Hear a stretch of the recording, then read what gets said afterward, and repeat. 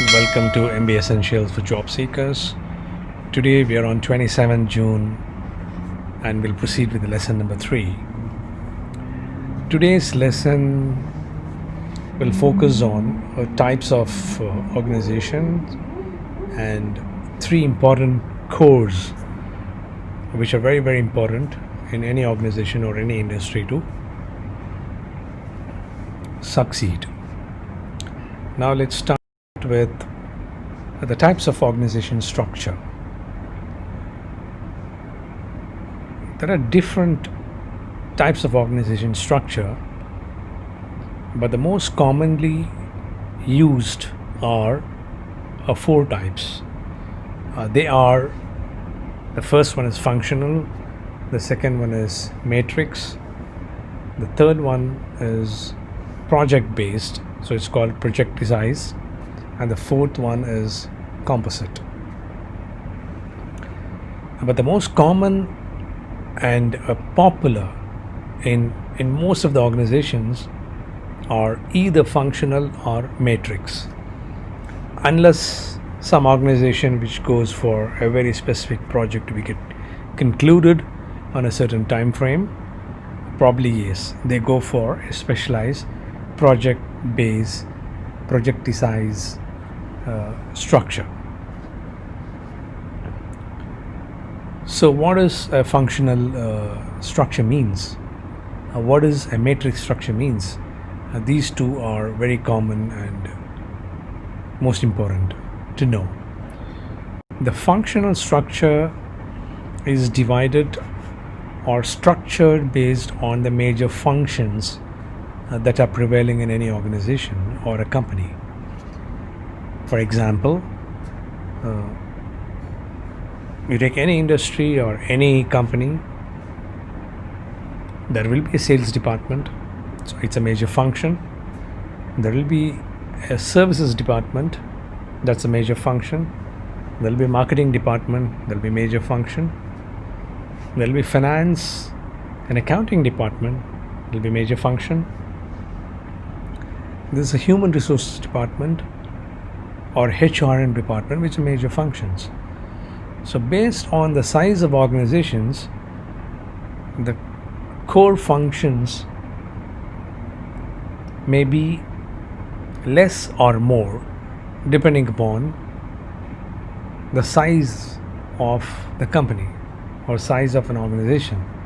Smaller organizations have or will have lesser number of functions which are critical to operate and manage business. The large companies will have many functional domains which are structured in a systematic way, in a hierarchical way, reporting to certain line hierarchy. So this is about the functional structure. The next important structure is a matrix structure. A matrix structure is not structured based on the functions, but it is also structured based on the core products and services. For example, if a consumer electronic company which is selling mobile phones or televisions, these companies may have a TV department, a TV division, or a home appliances division, or a mobile division, but these divisions are again crisscrossed with functional departments such as sales department, marketing department, a services department, finance department, accounting department, planning department, human resources department. So that is what it is called matrix. So it has an horizontal function and it has a vertical function. So you can keep the products, the core product divisions in vertical and have all support services in horizontal, or you can have vice versa. You can keep the product divisions in horizontal and you can keep all other functional divisions in vertical. So these are the two most important structure one should remember always. I would also like to emphasize here a general rule. There is no written rule which says a specific company should only go for a matrix structure, or a specific industry or a company in a specific industry should only go for a functional structure. There is no general rule available. What most of the organizations do, they try to shift from functional structure to matrix based on the need and based on the performance what the company is performing. If the company is satisfied with the current structure and the end results are meeting the requirement, then they continue to go with the same structure. If they want more improvement, if they feel they have to do much more than what they currently into it, the first thing what they try to do is to see if the structure of the organization can be revamped or changed. So the functional may be upgraded or changed to matrix, or matrix may go back to functional, but it's all depending upon the individual requirement of the company, and there is no general rule in the industry. Now I want to take you to the most important and very interesting part of today's topic and the lesson.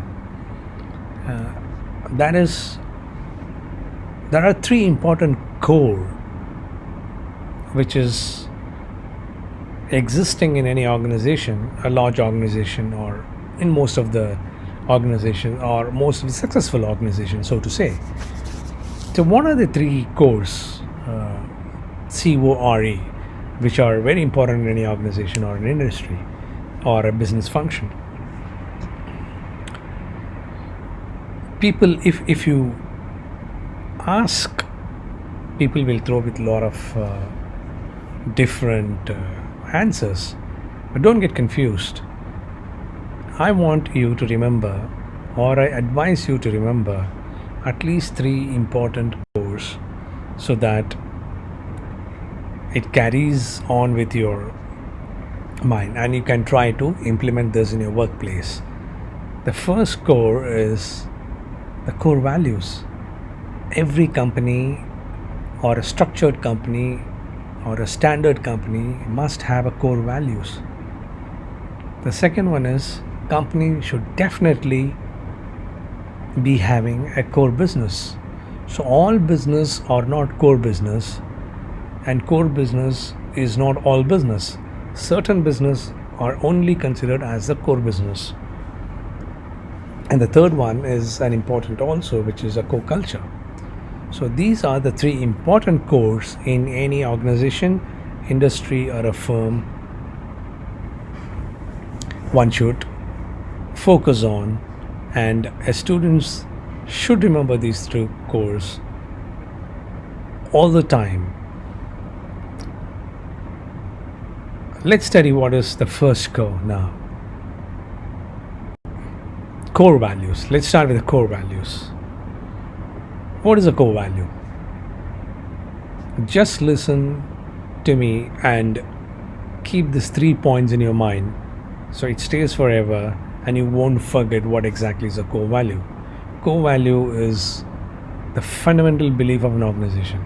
The first point is it is a fundamental belief for any organization.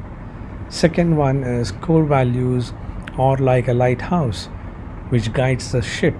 When the ship is in the middle of the ocean, if it is distracted and it needs a direction or a destination to reach, the lighthouse does the job. Exactly same the core value does for any organization. And the third important point is core values always shapes the culture for any company or any organization or any industry. So this is the critical 3 elements to be remembered as far as the core values are concerned. Now let's go into the real life examples of mapping these core values in a great companies, in a successful companies, in a large companies. The first example, let's take what is the core values of IBM.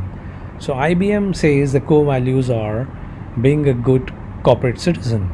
IBM also says the core values as obligation to stockholders. IBM also says core values as excellence as a way of life. So IBM is essentially old company, a very old company in business. So they have defined these core values, and these core values are always derived from the purpose. As in this lesson number 2, we talked about purpose. So purpose is the core, then it comes the philosophy, then it comes the priorities. So core values are derived from the purpose, and this is the core values examples of the great company like IBM. Now let's see what is a company's core values. What is the core values for a company like Deloitte? Deloitte is a global top consulting firm, Deloitte. So since it's a consulting firm and people, many organizations or large firms, they depend on Deloitte to do a third party auditing, or they appoint Deloitte to take care of their many requirements. It could be in auditing, it could be a due diligence, it could be help in merger and acquisitions. So what important for Deloitte for the core values are the trust, the integrity factor, and the right way of doing the things. So that's what probably whatever the purpose Deloitte is created.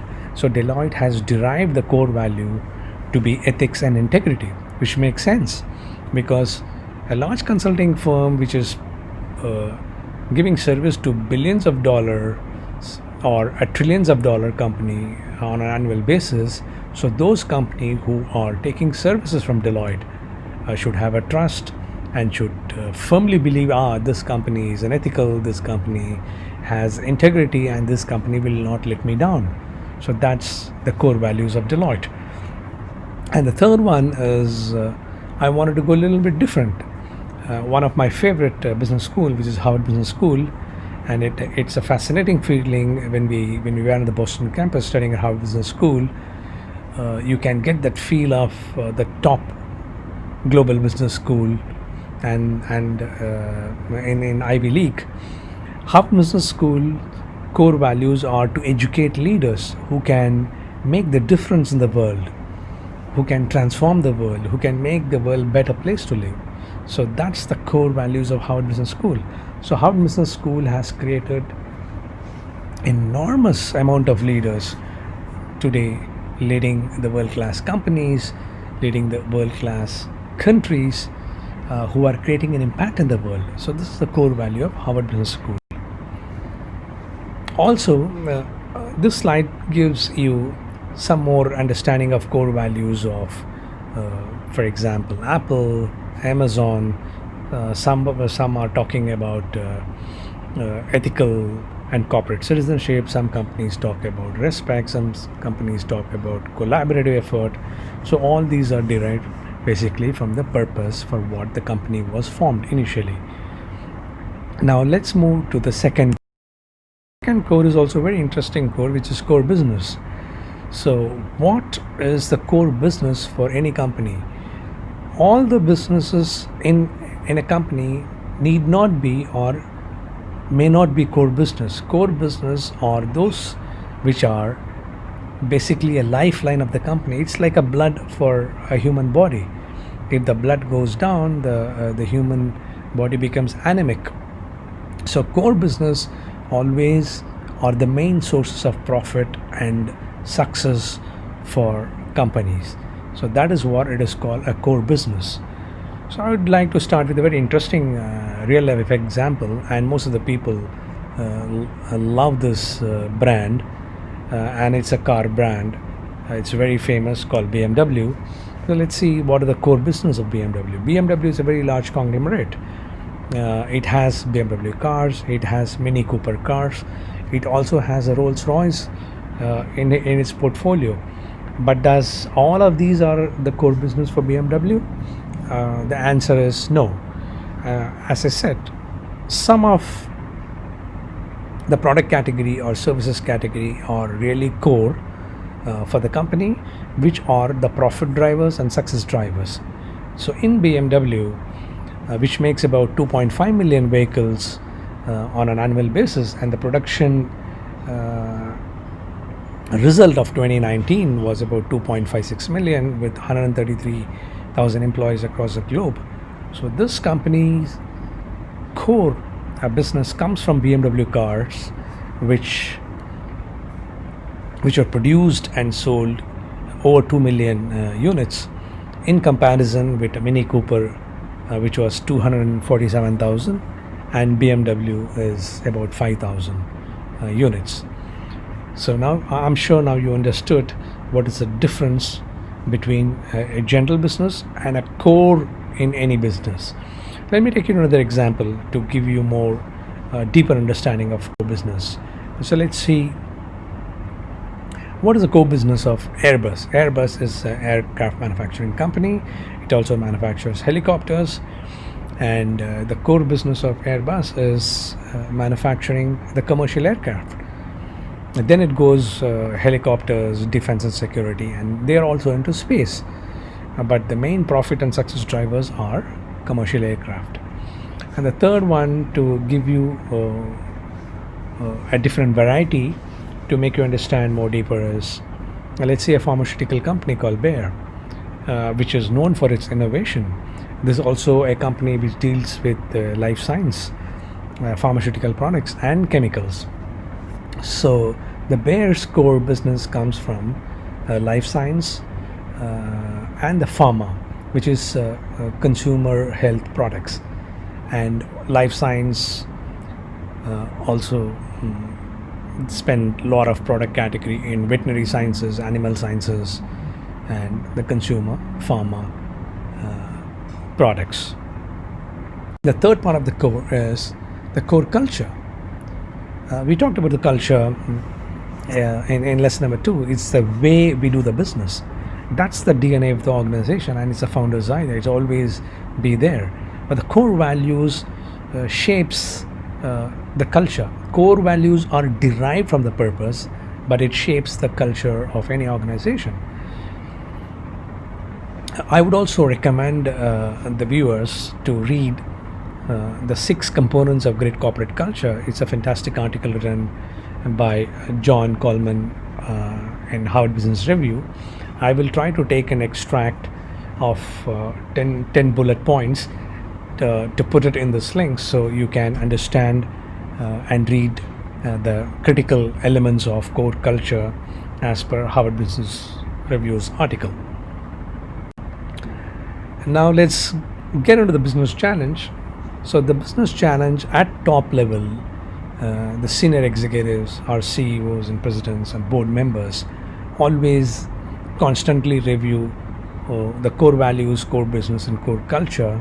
If they don't review periodically, I think the company will have a lot of deviation and derailment from its purpose and from the reason why it was formed, and the reason why the company came into an existence to give their commitment to the society. So this always to be reviewed. And let's get back to the last slide of our today's class, which is a standard pattern of going through the takeaways of today's lesson. The first takeaway is the 2 common types of organization. They are functional types and metrics. The second takeaway is the 3 important core do exist in a large organizations or a very standard organizations or in any successful organizations. They are core values, core business and core culture. And the third one is core values are always derived from purpose, and core values shapes the culture, and culture shapes the overall organization of a company. So these goes hand in hand: purpose, core values and core culture. I hope this session was interesting, and thank you for watching this video, and I'll see you in the next video soon. Thank you.